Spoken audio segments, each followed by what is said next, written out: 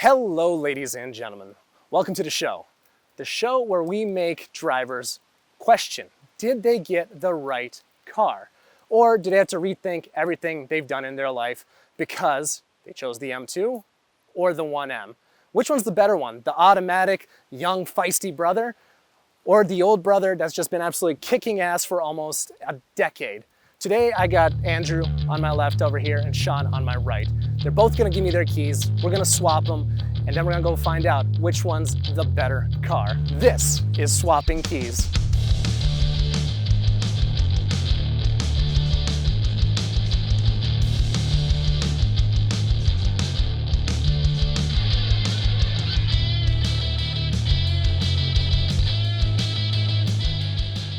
Andrew, tell me about this beautiful M2 of yours. Well, I got it in April. It's a California car. Came with KW V3 suspension. Other than that, I put a Remus exhaust on it and it's tuned as well. So it's got a couple of tasteful mods, but nothing too crazy. Okay, so what tune is on there? So it's a custom tune, actually done by Eurocharge here in the Twin Cities. So you've always wanted to drive a BMW 1M, correct? Correct, yep. I've driven just one, but I didn't get to drive it for long, so I'm really looking forward to today. Yep, and that was one of the things that we really wanted to get solidified for this episode, is get some funner roads, really let you test, because these are itty bitty cars, both the M2 and the 1M. So we really want to see what they're capable of, if possible, in a street setting. I mean, that's a dream car of mine. So honestly, this is a great car and I do really like this car, but yeah, to own one of those someday would be pretty awesome. But would you take it in orange? Yes. Yeah, I got to do Valencia orange. That's probably the best color. And then one last question for you. Is there anything at all, any tips, any pieces of advice that you would give to Sean when driving the M2? Get out of first gear as quickly as possible. Why is that? It's just so lurchy. You're going to experience it. Well, let's see what Sean has to say about the 1M. All right, Sean, tell me about this beautiful 1M of yours, the one that I cannot drive. All right, well, I'll just give you the little rundown on it. It's a 2011 BMW 1 Series M Coupe. That's its full name. So what made you choose the 1M over, say, the M2? Honestly, I was looking for a 1 Series. I wasn't too interested in the M2s just because of the price. And then I ended up being lucky enough to find a 1M for sale. So I had to jump on it. I just love the 1 Series styling a lot more. So people are starting to realize just how collectible they are, how amazing they are. And how do you like driving a manual over, let's say, an automatic? I personally prefer it for a sports car. I haven't driven too many sports cars with an automatic, so this is going to be very different for me. Is there anything that you would tell Andrew? Is there any advice that you would give him before he jumps into your car? Yeah, don't money shift it. What's money shifting? That's going from 5th to 2nd gear. 5th, 2nd, I wonder who would do that. So now we're into 1M. You already got into 1st, which is the difficult part. What are you looking to gain out of this experience? Is this the one? Right. Because, I mean, personally, I have my M2. I also have an E92 M3.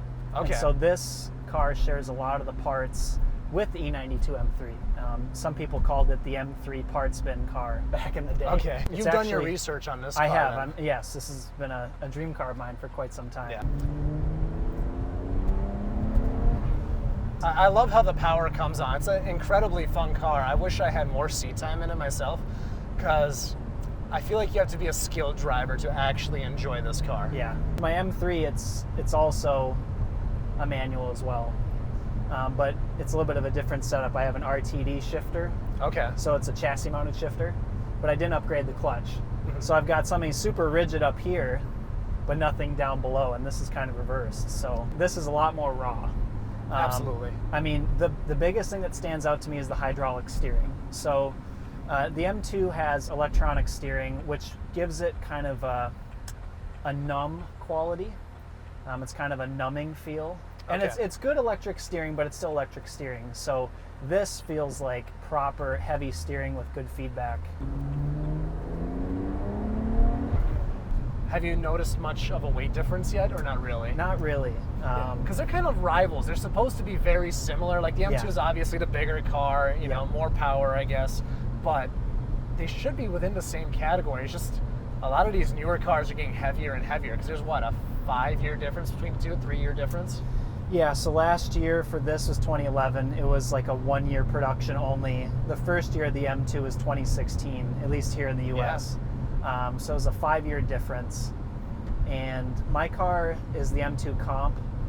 Correct. The OG M2 came out in 2016. That has a different motor entirely. I'm sitting on that KW V3 suspension. And so, like, trying to feel the weight, it's a little bit different because I don't know what suspension setup he has here. Stock. Is it? Yeah. How do you feel about the interior? Honestly, it's got that analog feel to it. Yeah. I mean, you got the Alcantara everywhere, And he's got a good tire on here. He's got the PS4s on here. the BBSs as well. The BBSs are it looks like the car should have came with them. Yep. You gotta love the turbo noises Oh too. yeah, that sounds good. She's got more to give too. Oh yeah. We just did a little track day at Road America, and I brought the M2, and it held up really well. Long story short, got invited to that obviously like 2 days before. Wasn't able to prep the car at all for track work, so I ran Road America with stock pads. First 2 sessions went well. The third session, you could feel the pads are starting to wear a bit. I'm pretty sure I screwed up my rotors too, but you know, it's all part of track work, so. Yeah, and I'm glad that you guys were both able to take your cars to the track. You know, Sean took this one in. I mean, you guys were flying, but he was thoroughly impressed with how fast the M2 looked. Yeah, yeah.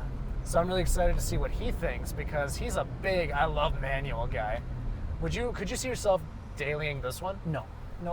I mean, for a couple different reasons. I mean, you know, dailying and a manual car is one thing, and then dailying how would you even say that? Dailying? Daily driving a 1M. I don't know, personally, I wouldn't do it. It's like sacrilege. It is, yeah, because I mean, these cars are continuing to go up in value, and a lot of people argue that this is one of the last great or true BMW M cars. Back in my previous role, I worked for BMW, and so I got access to pretty cool cars pretty regularly. Yep. So, you've done the BMW like driving school too, right? Yes, yep, twice. Why, you failed the first time, or? No, they would send us out for new product launches. So the last year I was there was 2017. So I was actually sent out to Circuit of the Americas to go launch the new 5 Series. So we did the 5 Series launch, and there was some M stuff going on that day too, which is pretty cool. And how does the power band feel to you? It's there. Honestly, the M2 is quite a bit quicker in a straight line, but this car seems to spool up pretty quickly. It does feel, I feel more connected to the car. Obviously, a manual transmission will do that. The hydraulic steering, again, like, it may not seem like a huge deal, but if you get in this car and you feel it, like, it just feels planted. You know exactly where the wheels are. And that's one complaint I have with the M2, especially with the front end. If you're going into a corner, sometimes you're not exactly confident where the tires are. You don't have as much feedback. Whereas this, I know exactly where the wheels are. And I sense that a lot on my M3, the E92 that I have. This feels very similar to that, and it should, honestly. Yeah, that'll look sweet. Sean, we did not destroy your 1M. Yeah, you got caught in 4K blowing up his clutch. What's wrong? The clutch is smoking. What? No. I'm totally kidding. I didn't see anything. I'm totally kidding. No, I mean, getting it into like third gear seemed to be the problem for me. Like, Really? just like the throw from second to third was a little challenging, but that's definitely just driver error. But I didn't grind anything, so you can attest to that. That's weird that you had a problem getting into third. That's not the problem gear, I feel like. Really? I think second, going from that second shift, that one's the problem. Do you think it fulfilled that dream car like prophecy? Yeah, I think so.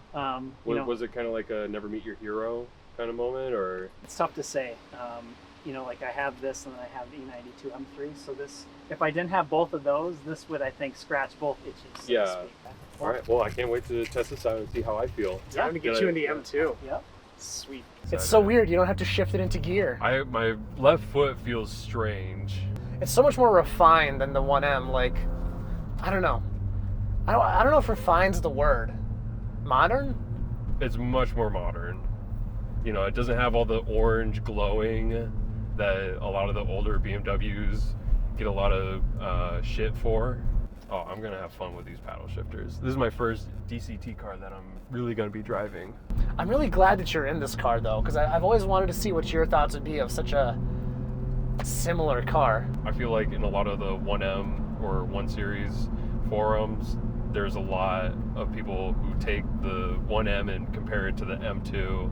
It is such a great comparison. It makes you wonder, is it worth getting rid of the manual to get a DCT? Yeah, something faster, but it's supposed to kind of replace the manual. I feel like it's more insulated in here. It is very quiet. It is so far pretty comfy. The suspension is definitely a little bit harder. It is sitting on KW coilovers, so mine has stock suspension, and it's very comfortable.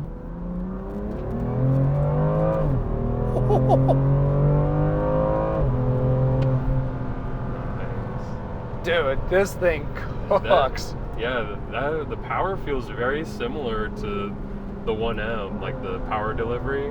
I was expecting a little bit more, but this is in the lowest map.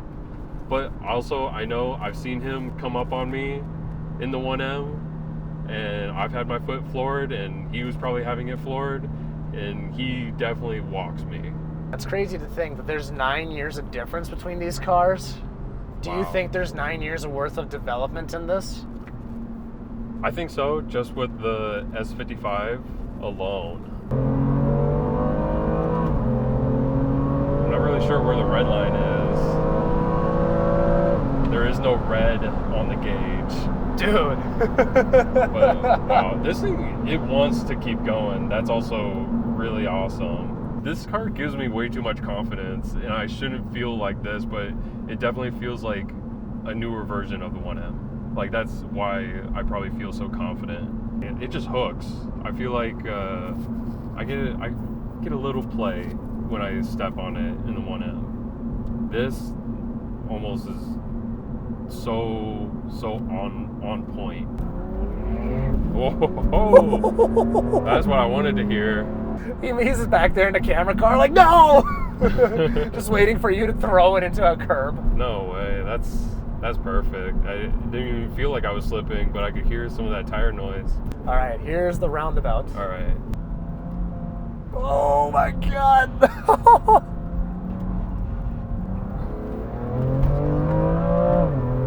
I cannot believe I enjoyed a roundabout that much. So what's your favorite thing about this car so far? I don't know. It's really similar to the 1M, and minus the modern touches to it, it's almost the same car. Do you still find yourself wanting a manual in this though? Don't think I can fall in love with the DCT when I know there's an option for a manual. Actually a pretty decent back seat. It looks like there's still a little bit of leg room, so yeah, I mean, if you're under 5'4". Maybe, yeah, not a Harris size boy. I know you've been wanting to drive this car forever. Do you think it's living up to the expectation? Oh yeah, this has been very similar, close second to the 1M. Also, it's an absolute second place to the 1M. Second, I think so. Honestly, when you're talking about a sports car coupe, it's the 1M just checks every box. Maybe if this had a manual, it might change my mind, but there's just something very special about the 1M that adds to it. I'm using the paddle shifters, and they're really, really nice. Oh wow, yeah, just hitting those paddles feels nice. It's a great car for the BMW lineup, but if you get the choice between this and a 1M, I just don't see how you wouldn't go with the 1M. Do you think he loved it or he hated it? He probably hated it. He probably hated it? No, I didn't hate it, but I didn't love it either. Really? Yeah, I like it. I think it's almost like a clone. They took what made the 1M really special and they updated it to be more modern, and I think that's really impressive. The handling was super tight. The coilovers definitely make you feel everything. We were going around that roundabout, full 360 degrees, and I was I was every foot I was getting more confident to turn in harder and harder. And I, a couple times, I don't know if you hear, but I was, got a little tire squeal. Did you get nervous when you saw him? Oh, why is he going through the roundabout again? I was in the back of this, and I was getting a little motion sick, honestly. So went around a couple of times, but no, I mean, it was cool, and it's cool to see the car moving, because obviously when you drive your own car, you don't get to see it moving. You're on the inside. So With that all said, we all know that you want to take the 1M. You would 100% take that in a heartbeat. You would not replace the I'm 1M with this, though. Keeping the 1M. How does that make you feel? Do you think it's a fair assessment? oh yeah, I mean, for sure. You know, after driving them both, I think the M2 is more capable, just faster, and just the way I have it set up. But there's something to be said about that car. It's super special. We talked about the history of the car and whatnot. So yeah, I mean, you know, I'm happy with my setup, but I really appreciate the heck out of that car. Thank you so much for joining this episode of Swapping Keys. It was awesome to get these two cars head to head. It was awesome to have Andrew and Sean join us. Both cars are absolutely phenomenal. If there are two cars that you want to see go head to head, leave it in the comment section below. Let's make it happen. Thank you for watching, and see you next time.